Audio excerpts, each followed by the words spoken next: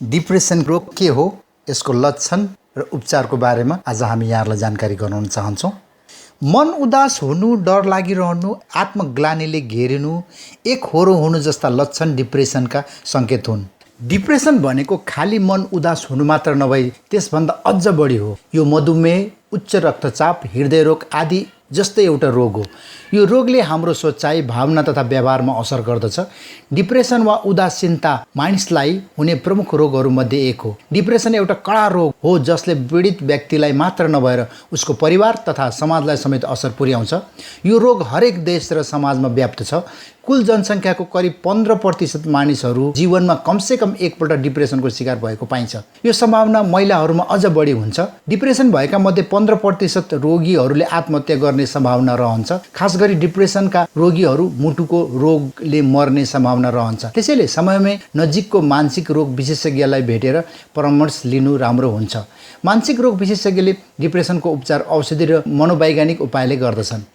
हाम्रो समाजले डिप्रेसनलाई रोग मानि त्यहाँबाट बच्न उपचार विधि अपनाउनु पर्छ भन्ने कुरालाई अझै सहज रूपमा स्वीकार गरिसकेको छैन। मानिस हर वखत उदास हुनु मानसिक रोग हुन सक्छ। डिप्रेसन भनेको उदासीनताको अवस्था नै हो। मन भारी हुने, कुनै उमङ्ग नरहने, हिंता बोधले गाज्ने जस्ता उदासीनताका सङ्केत 2 हप्ताभन्दा बढी समयसम्म कायम रहे त्यो डिप्रेसनको अवस्था हुन सक्छ। डिप्रेसन जुनसुकै उमेर वा लिङ्गका मानिसलाई हुन सक्छ।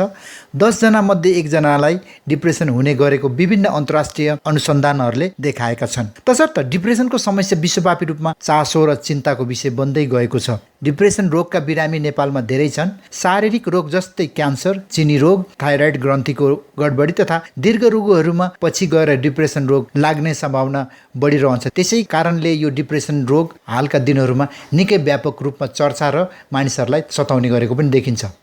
डिप्रेसनका बिरामी एउटै घटनालाई अपराध मानी सधैँ त्यसमा अनावश्यक विवाद गर्छन्।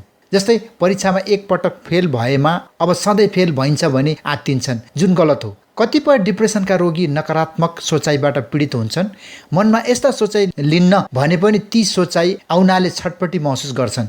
डिप्रेसनका बिरामीको मस्तिष्कको परीक्षण, सिटी स्क्यान, एमआरआई गर्दा कुनै खराबी देखिँदैन, तर न्युरोट्रान्समिटरको मात्र जाँच, जुन अत्यन्त सूक्ष्म परीक्षण मानिन्छ र साधारणतः सम्भव पनि छैन, गर्दा सेरोटोनिन तथा नोरेपिनेफ्रिन भन्ने केमिकल मस्तिष्कमा घटेको देखिन्छ। डिप्रेसनको उपचार हुन्छ, तर यो अवस्थालाई बेलैमा पहिचान गरेर उपचारतर्फ लाग्नुपर्छ। विभिन्न कारणले गर्दा डिप्रेसनका रोग लाग्छन्। जस्तै वंशानुगत रूपमा सर्ने, मस्तिष्कमा कुनै खराबी वा रोग भएमा, आमा बुवाबाट बाल्यावस्थामा टाढा रहनाले, हार्मोनको गडबडी जस्तै थाइरोइड, एडिनल ग्रोथ हार्मोनको गडबडी भएमा, लामो समयसम्म लाग्ने शारीरिक रोग लागेमा जस्तै चिनीको रोग, मृगौलाको रोग आदि, बिरामी हुनु अघिको व्यक्तित्व, तत्कालीन घटनाक्रम जस्तै नजिकको मानिस मर्नु, नोक्सानी हुने कुनै पनि घटना घट्नु, पारिवारिक अस्वस्थ सम्बन्ध, लागु पदार्थ सेवन गर्नाले गर्भावस्थामा संक्रमण भएर मस्तिष्कको वृद्धि रोकिनु, समाजबाट टाढा रहनाले, बसाइ सर्नाले। डिप्रेसन रोगका लक्षण।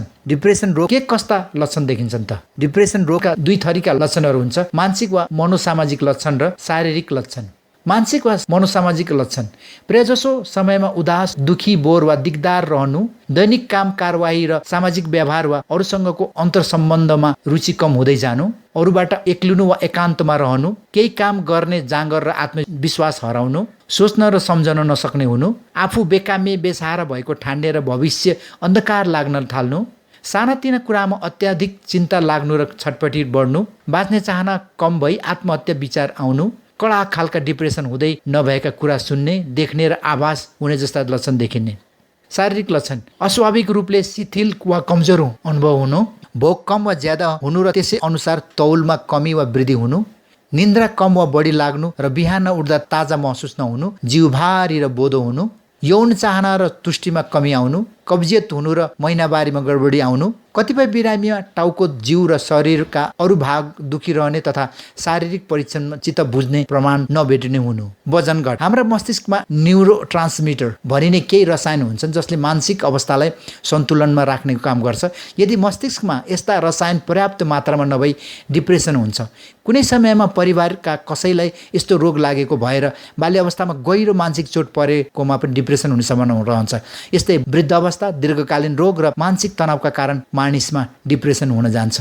कुनै पनि व्यक्तिमा 2 हप्ता वा लामो अवधिसम्म माथि उल्लेख गरिएका लक्षणहरू देखा परेमा डिप्रेसन भएको अनुमान गर्न सकिन्छ। समयमा उपचार गरिएन भने ती लक्षण हप्ता, महिना वा वर्षौंसम्म रहन सक्छन् र स्वास्थ्यमा गम्भीर असर पर्ने देखा पर्न सक्छ। डिप्रेसनको उपचार। डिप्रेसनको समस्या भएका अधिकांश मानिस र पारिवारिक सदस्य यसलाई लुकाउने कोसिस गर्छन्। अधिकांशलाई डिप्रेसनको उपचार हुन्छ भन्ने थाहा पनि हुँदैन। थाहा भएकाहरू डिप्रेसनलाई रोग भन्दा पनि सामान्य समस्याका रूपमा लिन्छन्। फेरि डिप्रेसन भयो भन्ने कुरालाई पागलपनसँग जोडेर हेरिने गरिन्छ, जसले गर्दा सकेसम्म यो समस्या परिवार भन्दा बाहिर नजाओस् भन्ने चाहना मानिसहरूमा हुन्छ। ठुलो समस्या भनेकै यही सोच हो। यदि डिप्रेसन पनि रोग हो र उपचारबाट निको हुन्छ भन्ने चेतना फैलिन सके धेरैले यसबाट मुक्ति पाउन सक्छन्। डिप्रेसनको उपचार अन्य रोगको उपचार जस्तो सहज हुँदैन।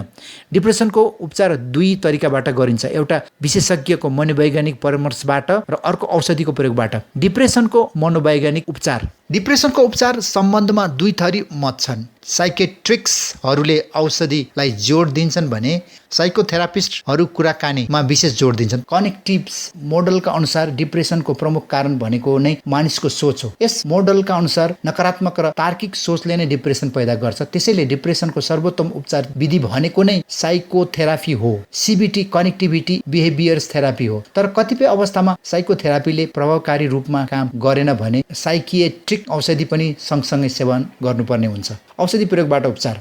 डिप्रेसनका रोगीलाई औषधिले चट्टै निको पार्छ भन्ने हुँदैन। कुन कारणबाट बिरामी डिप्रेसनमा गएको हो त्यो कुरामा सुधार आउन सकेन भने औषधिको प्रयोग गरेपछि पनि बिरामी पुनः डिप्रेसनमा जान सक्छ। डिप्रेसनका बिरामीलाई दिइने एन्टिडिप्रेसेन्टले बिरामीको सोचाइमा असर पार्ने मस्तिष्कको रसायनको क्रियाकलापमा वृद्धि गराउँछ। प्रे जस्तो यस्ता औषधि 6 महिनासम्म लिनुपर्ने हुन्छ। तर बिरामीको अवस्था र रोगको जटिलता वा उमेरको आधारमा यस्ता औषधि लामो समयसम्म सेवन गर्नुपर्ने पनि हुन सक्छ। परामर्श थेरापी। बिरामी के कारणले डिप्रेसनमा गएको हो भन्ने कारण पत्ता लगाउनु नै आधा रोग निको गराउनु सक्नु हो। विशेषज्ञ परामर्शदाता तथा मनोचिकित्सकहरूले डिप्रेसनको कारण पत्ता लगाउन र बिरामीलाई त्यसबाट बाहिर निकाल्न ठूलो भूमिका खेल्छन्। अरू रोग जस्तै वैज्ञानिक ल्याब परीक्षणबाट डिप्रेसनको कारण पत्ता लाग्ने भन्ने हुँदैन। यो समस्या मानसिक अवस्थासँग जोडिएको हुनाले उचित परामर्श नै रोग निको पार्ने पहिलो आधार हो। औषधिको प्रयोग नगरी डिप्रेसन हटाउने मुख्य विधि यस्ता छन्। Connectivity behaviour, interpersonal therapy, electroconnectivity therapy, electroconvulsive therapy, विद्युतीय झट्का प्रयोग आदि हुन सक्छन्। कनेक्टिभिटी बिहेभियर थेरापी विभिन्न प्रश्नावली तथा अभ्यासहरूको माध्यमबाट रोगीले सोध्ने शैलीको व्यक्तिगत मूल्याङ्कन गर्ने प्रक्रियालाई कनेक्टिभ बिहेभियर थेरापी भनिन्छ। इन्टरपर्सनल थेरापी बिरामीका आपसी सम्बन्ध र मनभित्रका कुरामा केन्द्रित भएर समस्या पत्ता लगाउने विधिलाई इन्टरपर्सनल थेरापी भनिन्छ। कतिपय गोप्य र मनभित्र गढेको कुरा वा गहिरो चोटहरूबारे बिरामीलाई कुराकानी गर्न गाह्रो भइरहेको हुनसक्छ। त्यस्तो समस्याले मानिसलाई उदास बनाएको हुन्छ। मनभित्र गढेर बसेका र बाहिर भन्न नखोजिएका कुरालाई खोतल्ने र त्यसबाट राहत दिलाउने कोसिस परामर्शदाता मनोचिकित्सकहरूले गर्छन्। अर्को थेरापी छ इलेक्ट्रोकन्भल्सिङ थेरापी ECT विद्युतीय झट्काको प्रयोग। डिप्रेसन बिरामीलाई औषधि र परामर्शले समेत नछुने अवस्थामा पुगिसकेको छ भने विद्युतीय झट्का अर्थात् इलेक्ट्रोकन्भल्सिङ थेरापीको प्रयोग गरिन्छ। ECTलाई अन्तिम उपायका रूपमा लिइन्छ। बिरामी गम्भीर अवस्थामा पुगिसकेको छ भने मस्तिष्कमा विद्युतीय झट्का दिने गरिन्छ। आउनुहोस् यसका रोकथामका उपायहरू के हुन सक्छन्। डिप्रेसनका बिरामीहरूले ध्यान दिनुपर्ने कुराहरू। चिकित्सकले लेखेको बमोजिमको औषधि खानुपर्छ।